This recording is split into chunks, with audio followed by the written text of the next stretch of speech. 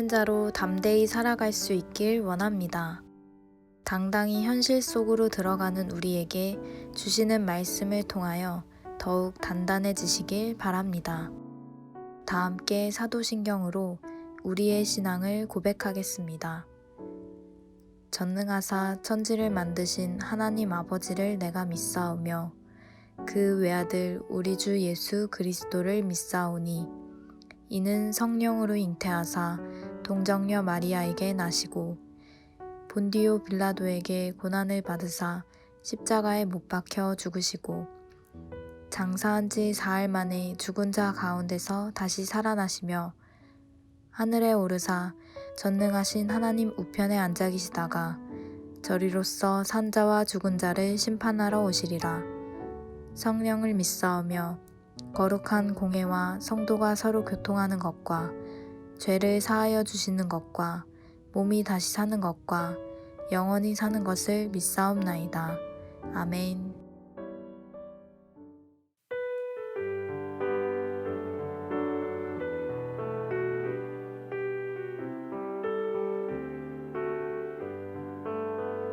주 없이 살 수 없네 죄인 내 구주여 그 귀한 보배 피로 날 구속하소서 구주의 사랑으로 흘리신 보혈이 내 소망 나의 위로 내 영광 됩니다. 주 없이 살 수 없네 나 혼자 못 서리 힘없고 부족하며 지혜도 없도다. 내 주는 나의 생명 또 나의 힘이라 주님을 의지하여 지혜를 얻으리. 주 없이 살 수 없네 내 주는 아신다. 내 영의 깊은 간구 마음의 소원을 주밖에 나의 마음 네 알아주리요. 내 마음 위로하사 평온케 하시네. 주 없이 살 수 없네 세월이 흐르고 이 깊은 고독 속에 내 생명 끝나도 사나운 풍랑일 때 날 지켜주시니 내 곁에 계신 주님 늘 힘이 됩니다.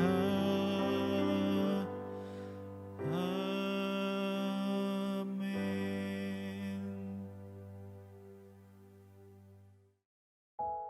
오늘 우리가 함께 나눌 말씀은 사도행전 25장 1절부터 12절입니다.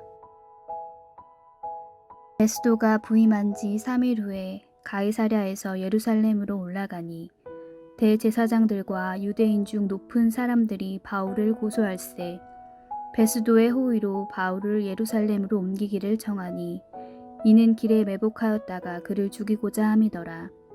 베스도가 대답하여 바울이 가이사랴에 구류된 것과 자기도 멀지 않아 떠나갈 것을 말하고 또 이르되 너희 중 유력한 자들은 나와 함께 내려가서 그 사람에게 만일 옳지 아니한 일이 있거든 고발하라 하니라.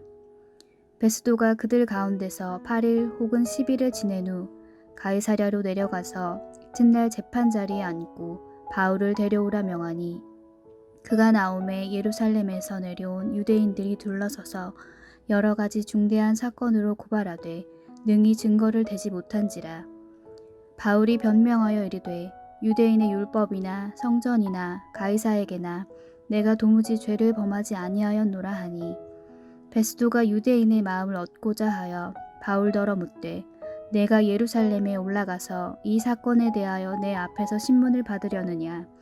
바울이 이르되 내가 가이사의 재판자리 앞에 섰으니 마땅히 거기서 신문을 받을 것이라.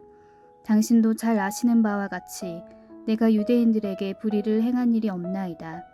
만일 내가 불의를 행하여 무슨 죽을 죄를 지었으면 죽기를 사행하지 아니할 것이나 만일 이 사람들이 나를 고발하는 것이 다 사실이 아니면 아무도 나를 그들에게 내줄 수 없나이다.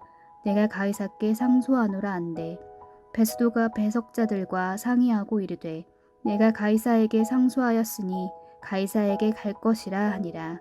아멘.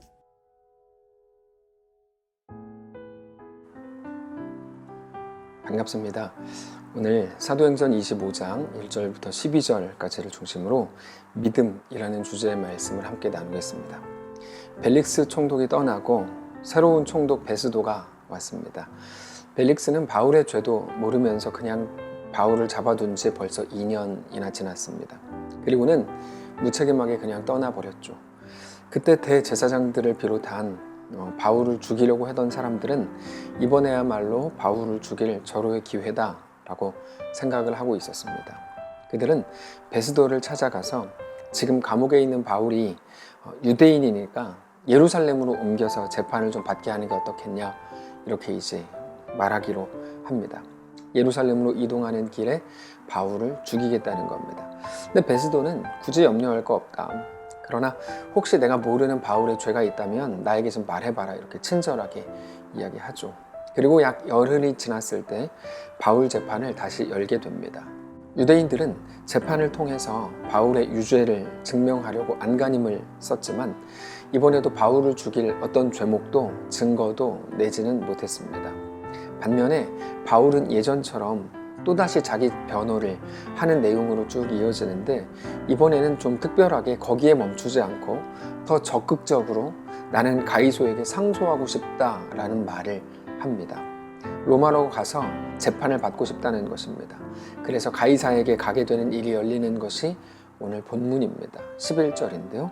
만일 내가 불의를 행하여 무슨 죽을 죄를 지었으면 죽기를 사양하지 아니할 것이나 만일 이 사람들이 나를 고발하는 것이 다 사실이 아니면 아무도 나를 그들에게 내줄 수 없나이다. 내가 가이사께 상소하노라 한데 베스도가 배석자들과 상의하고 이르되 내가 가이사에게 상소하였으니 가이사에게 갈 것이라 하니라. 여기에 보면 내가 가이사께 상소합니다. 이게 바울이 이제 가장 용기를 내서 한 말입니다. 바울은 너무너무 피하고 싶었을 겁니다. 가이사에게 가고 싶었을까요? 아니요, 가고 싶지 않았겠죠. 이제까지 오는 여정도 너무 힘들었는데 가이사에게 가는 모든 여정이 어떻게 쉽겠습니까? 가이사에게 간다 한들 그게 바울에게 어떻게 유익이 되겠습니까? 무엇을 보장받을 수 있겠습니까? 그럼에도 불구하고 바울은 지금 가이사에게 보내주십시오 이 말을 하고 있더라는 것입니다. 물론 바울은 가지 않겠다고 버틴길 수도 있었을 겁니다. 그러나 오늘 본문에서 담대하게 그 말을 하는 거죠. 나는 가이사에게 상소합니다. 그 이유는 바울이 겁날 게 없었기 때문이가 아니라 하나님이 가보라고 하셨기 때문에 가보기로 결정한 것입니다. 아마 2년 동안이나 기다렸다가 나는 가이사에게 상소합니다라고 이야기했는데 그 기다림은 자기 속에서 그 말이 자연스럽게 나올 때까지의 기다림이었을 것입니다. 지난 주일에 믿음에 대해서 잠깐 말씀을 드렸는데요. 여러분, 믿음이 무엇입니까? 우리는 믿음이라는 행위에 집중합니다. 그래서 믿음에 대해서 우리 스스로가 자주 표현하는 표현이 있죠. 나는 믿음이 없어. 이런 말로 스스로를 자책합니다. 근데 사실 믿음이라는 것의 가장 중요한 것은 바로 믿음의 대상입니다. 누구를 믿는가?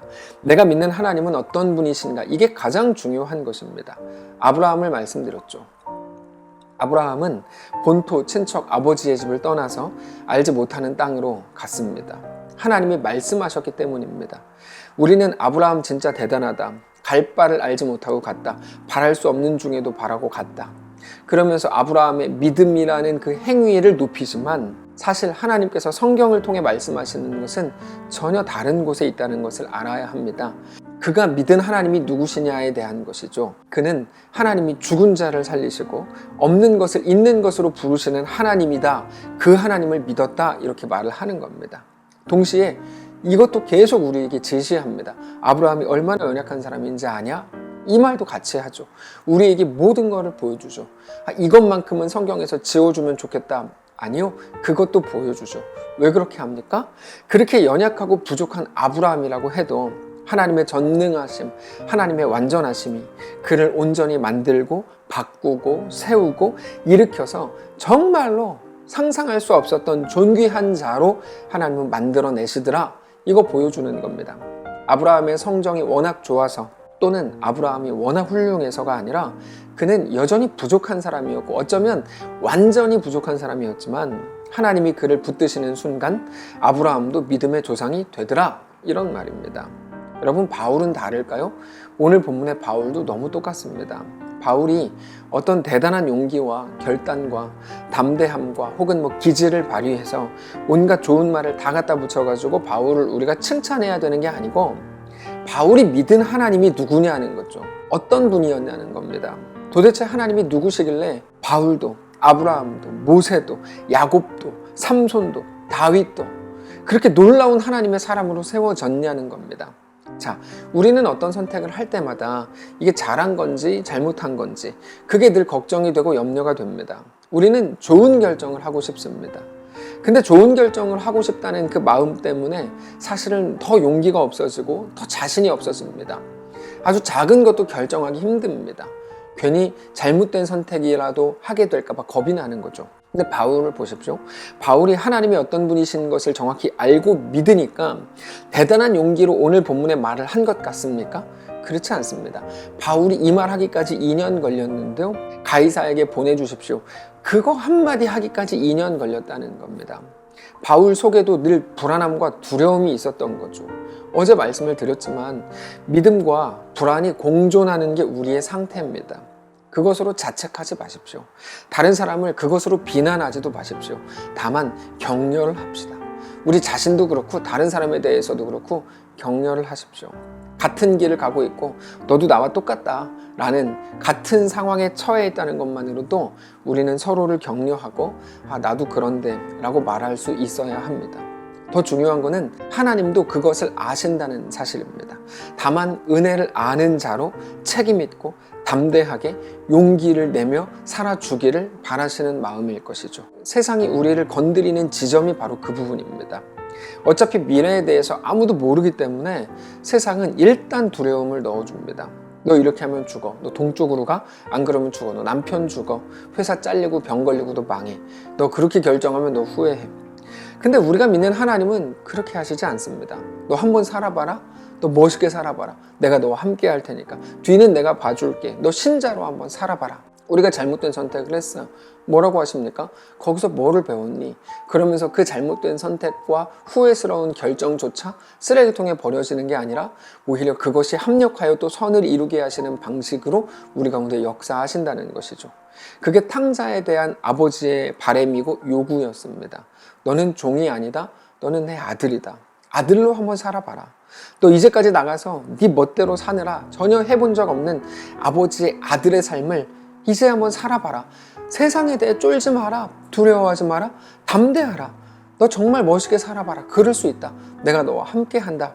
이렇게 말씀을 하시는 것입니다. 그러라고 죄사함 후에 우리에게 자녀의 삶을 마음껏 살아보도록 우리에게 오늘을 허락하신 것이죠. 죄 짓지 않는 게 우리의 유일한 목표라고요? 그럴 수 없습니다. 우리는 이미 예수 그리스도의 십자가 보혈로 인해 죄 사함을 받은 사람들입니다. 우리의 어떤 것도 우리를 죽음으로 몰아갈 수 없습니다. 오직 예수 그리스도 안에서 우리에게 허락된 그 삶을 넉넉히 살아내게 되시기를 바랍니다. 말씀을 정리하겠습니다. 베드로가 예수님께 나도 물 위를 걷고 싶습니다 라고 했을 때 예수님이 뭐라 그러셨습니까? 너는 그냥 찌그러져 있어라. 어디서 나대. 이렇게 하지 않으셨습니다. 야, 멋있다. 그래, 예수 믿으려면 그 정도는 해야지. 한번 해봐. 그렇게 걸었습니다. 잘 걷다가 바람을 보고 물속으로 빠져들어갑니다. 그때는 이렇게 말씀하시죠. 너 왜 의심하냐? 무슨 말입니까? 야, 이놈 자식아, 너 그렇게 될 줄 알았다. 질책이 아니고요. 안 그래도 된다. 의심하지 않아도 된다. 안 그러는 게 더 잘하는 거다. 이런 말입니다. 바로 이 그림이 오늘 우리에게 보여주시려고 하는 그 그림입니다. 자녀로 살아라. 믿음으로 살아라. 다 망하고 쪽박 차면 어떡하냐고? 그러면 그때는 내가 네 하나님 아니냐? 그때도 나는 너의 하나님이다. 쪽박 차도 좋다. 너 망해도 좋다. 그것도 의미 없는 일은 아니다. 왜요? 그게 또 일을 하게 할 거다. 하나님 안에서 너의 그 실패가 너를 훌륭하게 할 거다. 그게 믿음이고 그게 담대함이다. 사랑하는 성도 여러분, 오늘 그 믿음을 갖게 되시기를 바랍니다. 우리 하나님이 우리를 붙드실 것으로 인해 안심하시고 담대하시기 바랍니다. 십자가의 도가 멸망당하는 자들에게는 미련한 것입니다. 미련하다고 치부합니다. 현실적인 아무런 능력이 없다고 말합니다. 그러나 하나님을 믿는 우리들에게는 영원한 하나님의 능력이요 하나님의 지혜입니다. 하나님이 그렇게 하시겠다고 했습니다. 하나님의 약속을 붙드는 날 되시기를 바랍니다. 그 사실을 믿으십시오. 그 믿음으로 오늘 자신 있게 담대하게, 그래서 행복하고 즐겁게 오늘 하루 승리하시기를 주님 이름으로 축복합니다. 한번 기도하겠습니다. 살아계신 하나님, 오늘 우리에게 허락하신 하루 동안에 하나님의 약속을 붙든 자로 담대하고 용기 있고 더 당당하고 행복하고 재밌게 살기를 원합니다. 우리와 함께 하옵소서. 다만 인간적인 쾌락을 추구하는 게 아니고 하나님만을 믿음으로 바라보며 주님 안에 온전히 거하는 그리스도인들만 가질 수 있는, 성도만 갖는 진정한 행복과 재미를 누리는 귀한 우리의 삶이 되도록 축복하시옵소서. 요즘 힘겨움 가운데 있는 성도들, 또 우리가 나가야 하는데 우리를 대표해서 해외도 나가 있는 파송교사 함께 하시고 그 모든 과정들마다 주님 세밀하게 역사하셔서 하나님의 놀라운 은혜 가운데 거하는 귀한 우리 모두가 되도록 함께 하시옵소서. 감사드리며 살아계신 예수님의 이름으로 기도합니다. 아멘. 사랑하는 성도 여러분, 하나님께서 오늘 하루를 우리에게 또 허락하셨습니다. 그 믿음을 가지고 담대하게 승리하며 행복하게 오늘 하루를 살아가시기를 축복합니다.